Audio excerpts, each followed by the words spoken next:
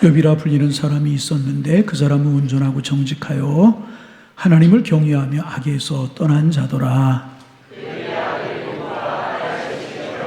그의 소유물은 양이 7,000마리요 낙타가 3,000마리요 소가 500결이요 암나귀가 500마리이며 정도만이 있었으니 이 사람은 동방 사람 중에 가장 훌륭한지라.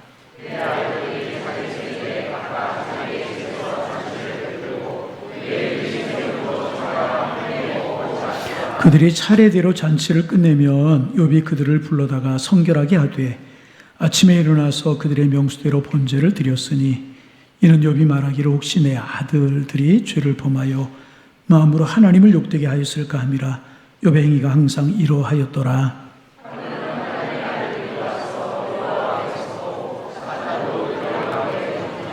여호와께서 사탄에게 이르시되 내가 어디서 왔느냐? 사탄이 여호와께 대답하여 이르되 땅을 두루 돌아 여기저기 다녀왔나이다.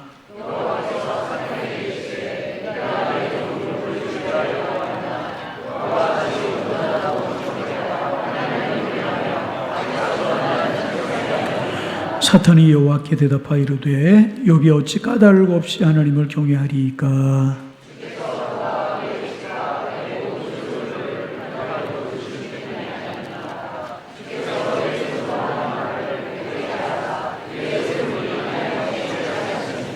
이제 주의 손을 펴서 그의 모든 소유물을 치소서. 그리하시면 틀림없이 주를 향하여 욕하지 않겠나이까?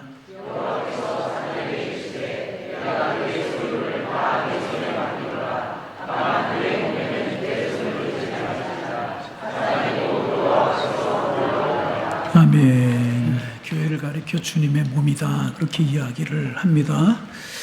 주님의 몸된 교회에 예배하러 여러분 오늘 나오셨는데 오늘도 주님이 주신 은혜가 여러분들을 사로잡아서 은혜 가운데 푹 잠겨 그 주님을 찬미하는 은혜 예배가 되기를 소망합니다. 교회에 나오시면 좋으십니까? 찬양대만 좋은 거 아니에요? 찬양대 아름다운 찬양이 있어서 좋고 하나님이 이 성전에 함께 계셔서 좋고 함께 신앙생활하는 성도들이 함께 있어서 좋고 또 교회가 좋은 이유가 하나가 있대요. 시원해서 좋대요. 교회만큼 시원한 데가 없죠? 오늘도 자리가 많이 비었는데 이것저것 휴가 가신 분들이 많은데 아무리 봐도 교회에 오는 게 제일 큰 휴가 같아요. 그죠? 거기에는 또 아멘을 안 하시네. 그죠? 행복한 신앙생활 되시기를 바랍니다. 우리가 신앙생활 하면서 풀리지 않는 숙제가 하나가 이제 있습니다. 예를 들면 이제 이런 것입니다. 하나님께 살아계시다면 착하게 사는 사람에게 복을 주시고 악하게 살아가는 사람에게 벌을 내리셔야 되는 것이 아닌가. 이제 그런 생각을 합니다. 그런데 우리가 살아가는 세상에는 그렇지 않은 일들이 너무나도 많아요. 예를 들면 2차 세계대전 당시에 독일의 나치가 유대인 600명을 학살했습니다. 이때 많은 사람들이 하나님을 원망하면서 하나님의 곁을 떠나갔습니다. 그렇게 많은 사람들이 무고하게 죽어갔을 때 하나님은 도대체 어디에서 무엇을 하고 계셨는가? 그런 질문을 하고 많은 사람들이 하나님의 곁을 떠났습니다. 이런 문제는 나치가 유대인을 학살한 문제만이 아니고 우리가 삶을 살아가면서 많이 경험하게 되고 또 갈등하는 그런 문제가 아니겠습니까? 그런 면에서 욥기서는 우리에게 많은 것을 생각하게 해주는 그런 성경입니다. 인간이 당하는 고난, 고통이라고 하는 것이 단순한 죄의 결과인가 아니면 다른 이유가 있는 것인가 하는 문제를 제기하고 있고요. 특히 의로운 사람도 고난을 당할 수 있는가 하는 문제에 깊은 관심을 보입니다. 왜 의로운 사람이 고난을 당해야만 되는가 이런 문제를 다루고 있고요. 또 대가를 바라지 않는 경건이라고 하는 것은 존재하는가 하는 것에 대해서도 생각을 하게 합니다. 그리고 사람이 고난을 당할 때 하나님 앞에 어떤 마음과 어떤 행동을 취하는 것이 바람직한 것인가 하는 것에 관해서도 욥기서는 우리에게 말씀을 해주고 있습니다. 이러한 이제 질문과 이러한 문제들을 욥과 그의 세 친구들과의 대화를 통해서 그리고 하나님과 욥과의 만남을 통해서 우리에게 그 대답을 제시해주고 있는 성경이 바로 욥기라고 말씀을 할 수가 있습니다. 잘 아시는 것처럼 우리가 이제 오늘 읽은 본문에는 하나님을 잘 섬기던 사람 욥이라고 하는 사람이 등장을 합니다. 먼저 성경은 그가 어떤 사람이었는지를 소개해 주고 있습니다. 제가 오늘 목소리가 별로 좋지 않은데요, 저를 도와주시는 의미로 본문 1절 말씀을 화면을 보면서 같이 한번 크게 좀 띄워주세요. 읽어봅니다. 우스 땅에 욥이라 불리는 사람이 있었는데 그 사람은 온전하고 정직하여 하나님을 경외하며 악에서 떠난 자더라. 예, 우리 1부, 2부, 3부 똑같이 같이 읽자고 그랬는데 3부가 제일 잘 읽어주시는 것 같아요. 여러분 복 많이 받으시기를 바랍니다.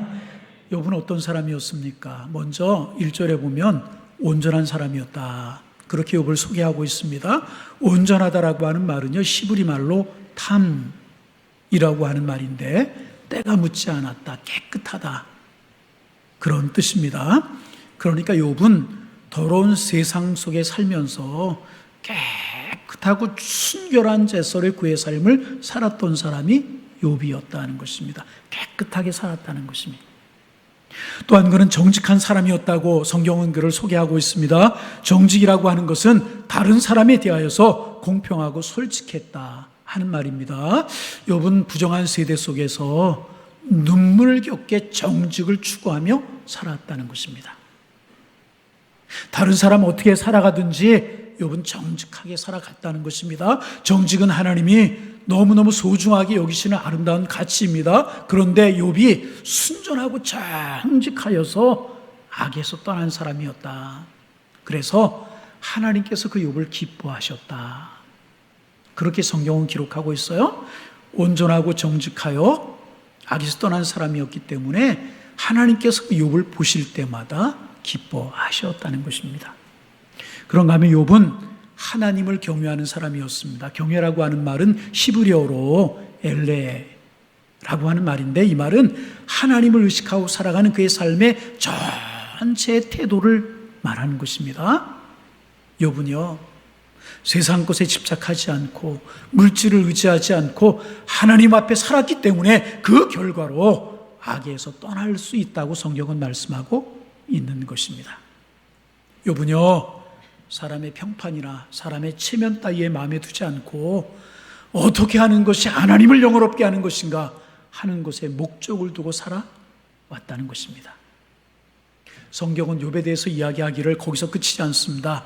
5절에 보면 욥은 자녀들의 신앙 교육에도 아주 힘을 쏟은 그러한 사람이었습니다. 5절 말씀입니다. 잔치를 끝내면 욥이 그를 불러다가 성결하게 하되 아침에 일어나 그 명수대로 번제를 드렸으니 이는 욥이 말하기를 혹시 내 아들이 죄를 범하여 마음으로 하나님을 욕되게 하였을까 함이라. 욥의 행위가 항상 이러하였더라. 자녀들과 함께 생일잔치를 벌였어요. 끝나고 나서 혹시라도 자녀들이 흥에 겨워서 하나님께 죄를 범하지 않았을까 두려워서 자녀들의 숫자대로 하나님 앞에 번제를 드렸다는 것입니다. 자녀들이 실제로 죄를 범한 것이 아니고 혹시라도 잔치를 하면서 범죄하지 않았을까 하는 마음으로 하나님 앞에 번제를 드릴 정도로 경건한 사람이, 자녀들의 교육에 힘썼던 사람이 욥이었다는 것입니다. 그래서 욥은 언제나 하나님 앞에서 경건하기를 원했고요, 자녀들의 신앙교육에서도 철저하게 행했던 사람이 바로 욥이라고 하는 사람이었습니다. 여러분, 욥에 관해서 쭉 말씀을 드렸어요. 욥이라고 하는 사람 여러분 어떻게 생각하십니까? 이 정도면 훌륭한 사람 아니겠습니까? 그 믿음, 그 신앙생활, 우리가 본받기에 충분한 사람 아니겠습니까? 그래서 아마 당시에 욥을 아는 사람들 모두가 같은 생각을 하지 않았겠습니까? 욥은 참 훌륭한 사람이야, 저만한 사람 절대로 흔치 않아. 신앙생활하는 사람들 많지만 정말 욥은 신앙인 중에 신앙인이야, 이렇게 생각했을 것입니다. 그렇다면 여러분, 이런 사람 하나님이 항상 지켜주셔야 되는 것입니다. 어떠한 것도 욥의 가정을 침범하지 못하도록 막아주셔야 되는 것입니다. 그래서 많은 사람들에게 샘플이 될 수 있도록 복에 복을 더해 주셔야만 하는 것입니다. 그래야 많은 사람들이 욥을 바라보고 욥처럼 살으니까 욥이 복되는구나, 그렇게 살고 싶어하고 그렇게 살지 않겠습니까? 여러분, 우리가 되도록 죄를 멀리하고 거룩하게 살고자 노력하는 이유가 어디에 있습니까? 어려운 사람을 도와주고 선행을 행하는 이유가 무엇입니까? 교회에서 봉사도 하고 헌신도 하고 헌금도 열심히 드리는 이유가 무엇입니까? 무슨 일이 있어도 주일 예배를 성수하는 이유가 무엇입니까? 이렇게 우리가 하나님 앞에서 믿음 생활 잘하고 선하게 살면 하나님께서 우리에게 복을 주실 것이다, 그렇게 생각을 합니다. 성경에도 그렇게 살면 복을 주시겠다고 약속을 하셨잖아요. 여러 곳에서 하나님 잘 섬기고 그 하나님 경외하며 그 길을 따라 믿음으로 신앙생활하면 하나님께서 복을 주시겠다고 말씀을 하셨습니다. 그러기에 욥을 마땅히 하나님께서 복을 주시고요, 욥이 잘 되게 하셔야 되는 것 당연한 것 아니겠습니까? 그런데 그렇게 살아온 욥의 생애에, 욥의 삶에 예기치 않은 불행이 찾아오기 시작했습니다. 욥의 인생에 비바람과 풍파가 불어닥치기 시작한 것입니다. 도저히 상상할 수 없는 일들이 일어나기 시작을 했습니다. 우리가 이미 성경을 통해서 알고 있지만은 고난도 그런 정도의 고난이 없을 정도로 심한 고난을 욥이 당하게 됩니다. 이웃에 살던 스바 사람이 갑자기 쳐들어와서요, 소환하기 전 재산을 다 빼앗아 갑니다. 정신 차릴 틈도 없이 하늘에서 불이 확 떨어졌어요. 그저 남은 양들을 다 사람들을 불살라 버립니다. 동시에 갈대아 사람들이 쳐들어와서 종을 죽이고 약대를 다 빼앗아 갑니다. 그리고 그것으로 끝이 아니었습니다. 갑자기 태풍이 불어오더니 지붕을 쳐서 지붕이 내려앉아서 아들과 딸 10남매가 그 자리에서 몰살을 당했습니다. 여러분, 어떻게 이런 일이 일어날 수가 있는 것이겠습니까? 청천벽력도 유분수지 어떻게 한순간에 이렇게 모든 것을 다 잃어버릴 수가 있는 것이겠습니까? 어떻게 이토록 처참한 재앙이 아무 잘못도 없는 그렇게 순전하고 온전하여 믿음으로 살고 하나님을 기쁘시게 했던 욥에게 한꺼번에 몰아닥칠 수가 있는 것이겠습니까? 욥에게 이런 일이 일어난 이유가 무엇입니까? 욥이 뭔가 잘못하고 나서 그 죄를 회개하고 숨기고 회개하지 않고 숨기고 있었기 때문에 이런 일을 당한 것입니까? 그게 아니라면 욥은 원래 아주 나쁜 사람이었는데 겉으로 선한 척, 착한 척, 온전한 척, 거룩한 척 하나님 앞에 그렇게 했기 때문에 이런 고난을 당한 것입니까? 여러분, 그렇지 않습니다. 아닙니다. 욥은요, 하나님이 보시고 기뻐하실 정도로 성직하고 순전한 사람이었어요. 악에서 떠난 사람이었습니다. 그러면 그런 욥에게 복이 찾아오고 평안이 찾아오고 행복이 찾아오고 형통이 찾아오지 못할 망정 왜 이런 일이 생겨야만 되는 것입니까? 여기에 우리의 신앙에 딜레마가 있는 것이고 갈등과 범민이 있는 것이 아니겠습니까? 여러분, 도대체 왜 욥에게 이런 일이 생긴 것입니까? 무엇 때문에 이런 문제가 생긴 것이겠습니까? 오늘 본문 9절과 10절 말씀 우리 함께 읽어보기를 원합니다. 같이 한번 손을 내서 읽어봅니다. 사탄이 여호와께 대답하여 이르되 욥이 어찌 까닭없이 하나님을 경외하리이까? 주께서 그와 그의 집과 그의 모든 소유물을 울타리로 두르심 때문이 아니니까? 주께서 그의 손으로 하는 바를 복되게 하사 그의 소유물이 땅에 넘치게 하였음이니이다. 이제 주의 손을 펴서 그의 모든 소유물을 치소서. 그리하시면 틀림없이 주를 향하여 욕하지 않겠나이까?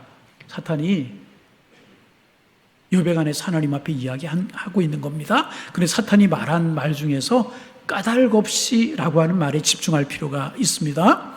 사탄의 말이 이런 것입니다. 욥이 지금 순전하고 정직하고 악에서 떠나서 하나님을 경외하는 삶을 살아가는데 다 이유가 있는 것이다, 그런 이야기입니다. 하나님께서 욥의 삶에 고난과 풍파가 없도록 든든한 울타리를 쳐주셨기 때문에 욥이 그렇게 살아가는 것 아니냐는 것입니다. 만약에 하나님께서 그 울타리를 다 치워버리시면 그는 흔들릴 것이라고 하는 사실을 암시하고 있는 것입니다.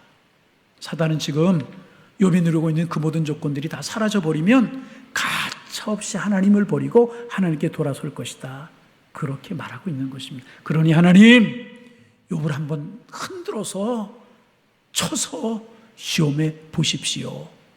이렇게 사탄이 욥에게 하나님께 이야기하고 있는 것입니다. 그래서 욥의 고난이 시작이 되게 된 것입니다. 그러면 오늘 욥의 고난은 누구로부터 시작이 된 것입니까? 하나님께로부터 온 것입니까? 사탄에게 온 것입니까? 바로 하나님의 허락하에 사탄으로부터 온 것입니다. 목적은 욥을 괴롭히기 위함이 아니었었어요. 욥을 완전히 쓰러뜨리기 위함도 아니었었습니다. 하나님께서는 비록 사탄에게 욥을 시험해보라고 허락하셨지만 하나님께서는요, 욥을요 든든히 믿고 계셨기 때문에 이 고난과 시련을 허락하신 것이라는 것입니다. 욥이 인간적으로 망하고 그가 시련과 고난으로 인해서 만시창이가 되어도 여전히 하나님을 경외하는 그 모습, 그 태도를 하나님이 보기를 원하셨던 것입니다. 그래서 사탄에게 너 보아라, 내 족 욥을 유하여 보아라, 그의 신앙을 보아라, 내 종 욥을 보거라, 그의 신앙이 진정한 신앙이 아니냐, 하나님께서 사탄에게요 보이고 싶고 말씀하고 싶으셨던 것입니다. 하나님이 자신 있으셨던, 봐라, 이런 신앙 가진 사람 보았느냐? 욥은 진정한 신앙의 사람, 내 사람이다. 하나님께 사탄에게 이것을 보이고 싶으셨던 것입니다. 여러분, 하나님께 인정받는 신앙, 저 여러분의 신앙 되실 수 있기를 주님의 이름으로 축원합니다. 이방이라고 하는 소설을 쓴 프랑스의 소설가 알베르토 까뮤라고 하는 사람이 있습니다. 이 사람은 인간의 삶을 부조리라고 하는 말로 정의합니다. 인간의 삶이 다 부조리하다는 거예요. 부조리한 일들이 많은 것이 인간의 삶이라는 것입니다. 부조리는 불합리, 모순 불가하다라고 하는 뜻인데 철학에서는 그 의미를 전혀 찾을 수 없는 것을 가리켜서 부조리다, 그렇게 말한다고 이제 그래요. 우리는 우리의 일상에서 우리의 삶의 벌어진 일을 해석하면서 원리와 규칙을 발견하기를 원합니다. 합리적으로 이해되고 설명할 수 있게 되기를 원합니다. 그래서 이성과 합리성은 과학의 발달과 더불어 근대를 이끌어온 시대정신이라고 이야기를 할 수가 있습니다. 그런데 인간과 인생의 의미를 현실 속에 조망하려고 했던 이른바 실존주의자들에게 그리고 인간의 삶은요 여전히 설명하기 힘든 불합리하고 부조리한 것의 결정체라는 그런 것입니다. 인간과 인생을 이렇게 이성적으로 합리적으로 이해하고 설명하고자 하는 것은요 비단 철학자들 뿐만 아니라 우리의 신앙인들도 마찬가지인 것입니다. 그래서 우리는 우리의 삶에 일어나는 일들을요 신앙으로 해석하려고 그래요. 믿음으로 해석하려고 하고 성경을 통해서 해석하려고 끊임없이 노력을 합니다. 그 의미를 발견하려고 한다는 것입니다. 그리고 마땅히 그래야 되는 것이고요. 그럴 때마다 성경은 우리에게 이제 답을 주기도 하는 것입니다. 그런데 여러분, 성경은요 언제나 합리적으로 이성적으로 설명이 되는 것이 아닙니다. 합리적이지 못하고요 이성적이지 않을 때가 많이 있습니다. 그러면 여러분 한번 생각해 보세요. 그렇다고 해서 합리적으로나 이성적으로 이해가 되지 않고 설명이 되지 않는다고 해서 하나님이 안 계셔, 하나님은 이런 분 아니야, 그러면서 신앙을 버리고 하나님을 떠나는 것이 옳은 것이겠습니까? 여러분, 죄송하지만 우리도 욥과 같은 상황에 처할 수가 있다는 사실을 기억하셔야 됩니다. 우리가 우리의 인생을 살아가면서 늘 좋고 행복하고 아름다운 일만 생기면 좋겠지만 욥의 경우처럼 견딜 수 없는 재앙과 고통도 따르는 일이 생기는 것이 우리의 삶이라는 것입니다. 그럴 때 우리는 주어진 환경에 고난 때문에 불평하고 원망할 수 있다는 것입니다. 하나님, 왜 나에게 이런 일이 일어나는 것입니까?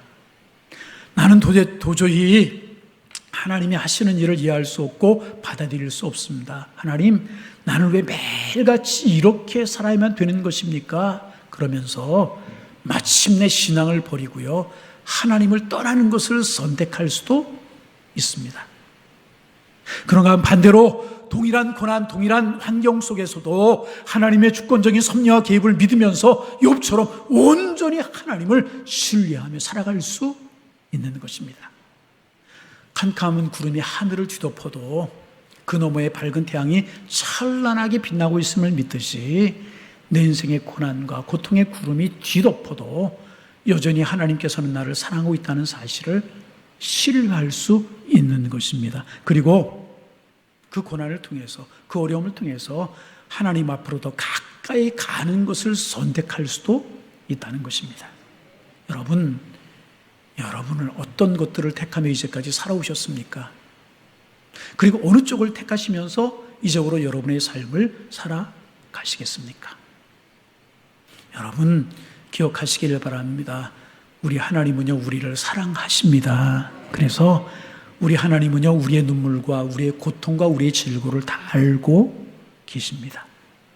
그 하나님은 우리가 이유 없는 고난에 처할 때 어떻게 우리가 말하고 어떻게 선택하고 어떻게 행동하는지를 다 지켜보시는 살아계신 하나님이신 것입니다. 그리고 우리가 그 고난 속에서, 그 질고 속에서, 그 어려움 속에서 더욱더 하나님을 신뢰하고 그분을 꽉 붙들고 살아가면 거기에 하나님의 개입과 하나님께서 회복하시는 역사가 일어나게 되는 것이라는 것입니다. 그러므로 사랑하는 성도 여러분, 어떤 환경, 어떤 여건이 있을지라도 끝까지 하나님을 신뢰하고 믿음의 손으로 하나님을 붙드는 하나님의 사람들 되실 수 있기를 주님의 이름으로 축원합니다. 혹시 욥처럼 어렵고 힘든 세월을 보내는 분들이 계시지는 아니하십니까?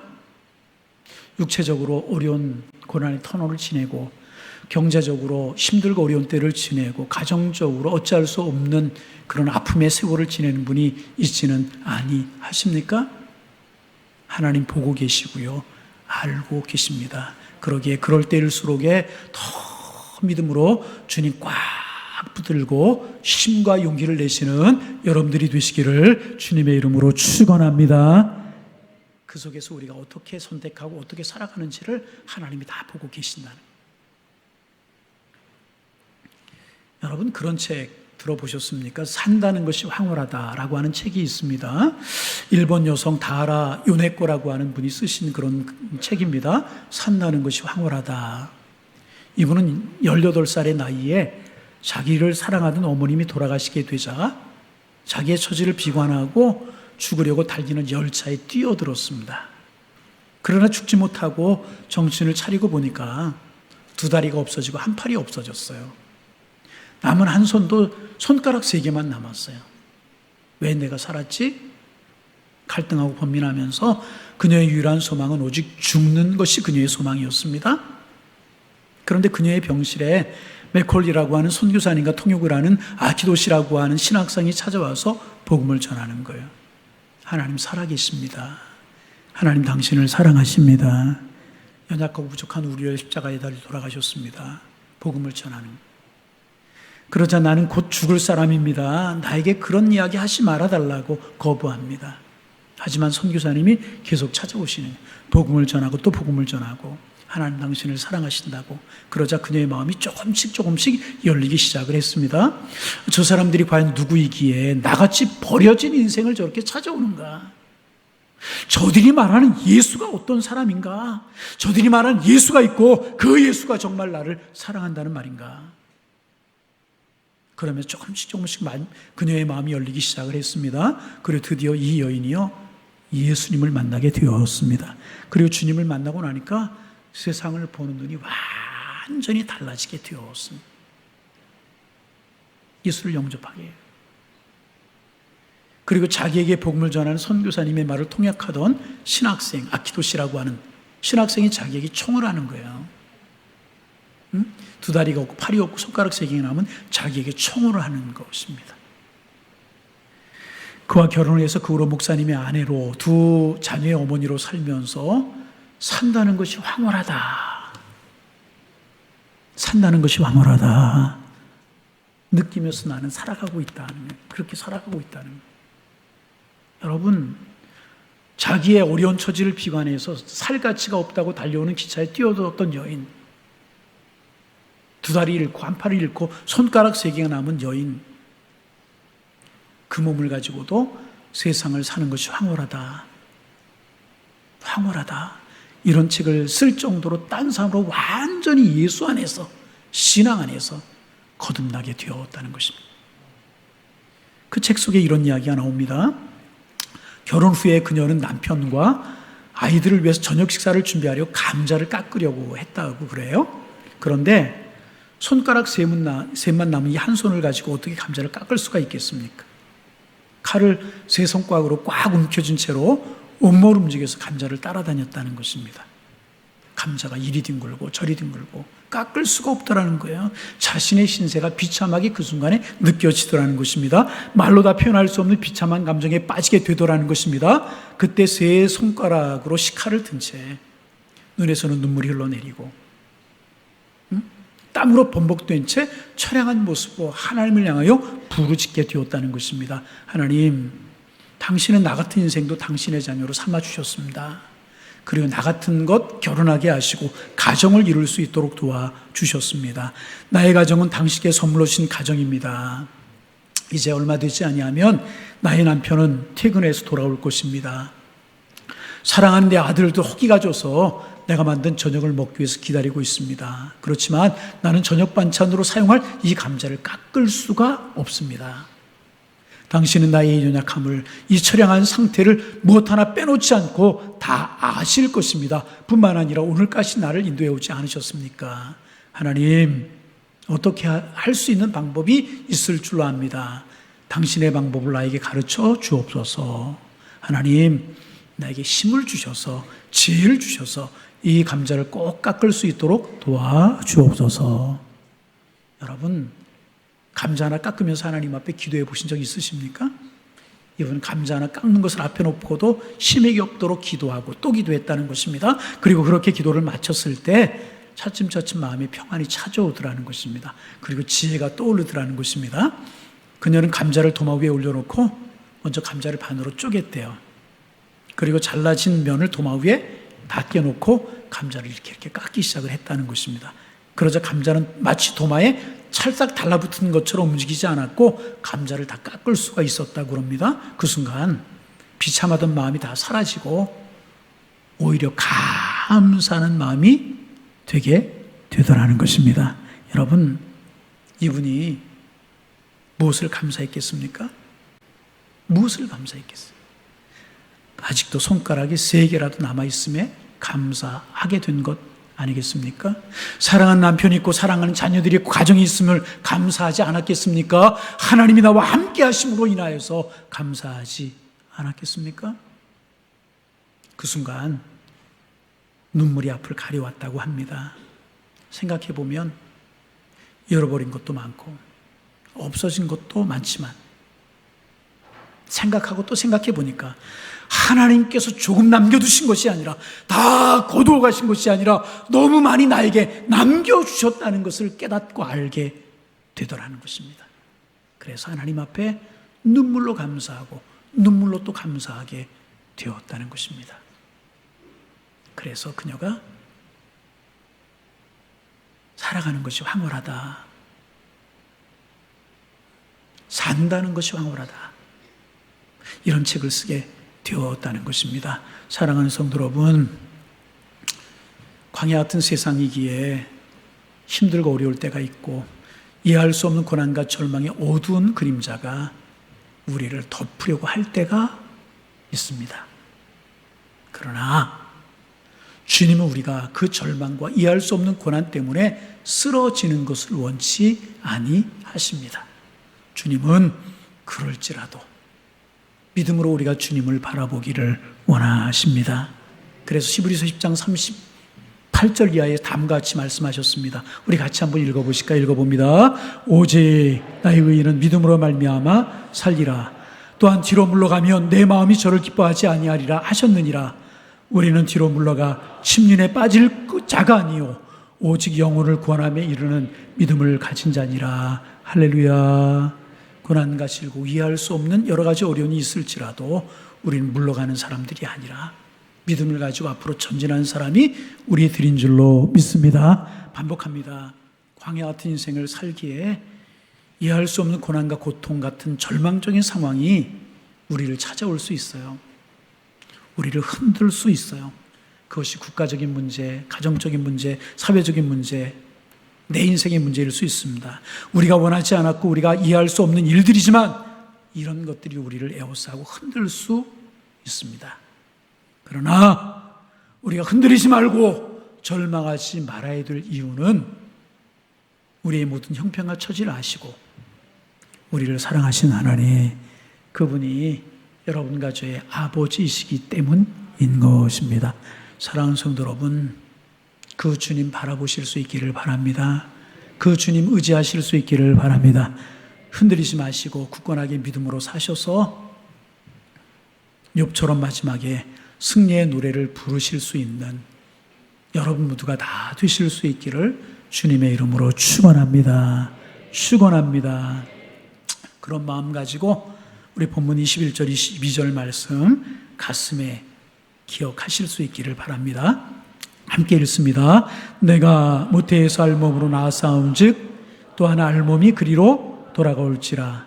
주신이도 여호와시요 거두신도 여호와시오니 여호와 이름이 찬송을 받으실지니이다 하고 이 모든 일에 욥이 범죄하지 아니하고 하나님을 향하여 원망하지 아니하니라. 아멘. 기도하겠습니다. 하나님, 인생을 살다 보면 이해하지 못하고 설명되지 못할 일들이 우리의 삶 속에 우리의 주변에 많이 일어나게 되는데 그때마다 뒤로 물러서지 않게 하시고 신앙과 믿음 흔들리지 않도록 주님 도와주옵시며 그럴수록에 그 뒤에 있는 하나님의 손길을 바라보고 하나님의 은혜를 믿음으로 주님 붙들게 하여 주옵소서. 하나님, 신앙을 버리고 하나님을 떠나는 것 선택할 수도 있고 그 고난을 통해 하나님 앞에 더 가까이 가는 것을 선택할 수도 있는데 하나님, 우리 하나님 앞으로 더 가까이 나아가는 것을 선택할 수 있도록 축복하여 주셔서 우리의 믿음이 한 걸음 성숙하고 주님의 마음에 합한 사람들 되게 하셔서 욥의 승리와 욥의 축복, 욥의 은혜, 욥에게 주시는 그 놀라운 은혜를 맛보며 살아가는 하나님의 사람들 되게 하여 주옵소서. 간절한 마음으로 기도합니다. 믿음의 믿음, 은혜를 더하여 주옵소서. 예수님의 이름으로 기도하옵나이다. 아멘.